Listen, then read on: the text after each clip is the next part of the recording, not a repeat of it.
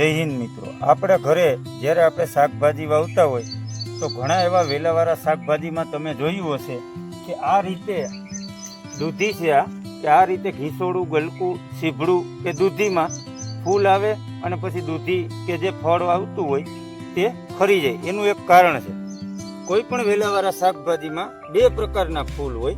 આને નર ફૂલ કહેવાય, આની નીચે તમને કોઈ પણ ફળ દેખાશે નહીં અને આને માદા ફૂલ કહેવાય।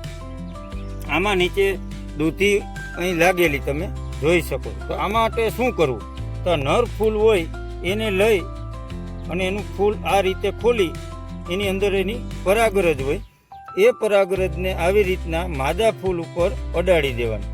આનાથી એનું પરાગનયન થઈ જશે। આમ તો પરાગનયન કુદરતી રીતે પશુ, પક્ષી, પ્રાણી, હવા, પવન, પાણી કરતા હોય, પણ ઘણી વખત પરાગનયન ના થાય ત્યારે માદા ફૂલ ખરી જાય। તો આ રીતે તમે નર ફૂલ લઈ અને બધા જ માદા ઉપર આ રીતે લગાડી દેશો તો તમારો ફાલ ઝડપી, વહેલો અને કોઈ પણ ફૂલ બગડશે નહીં। જય હિન્દ।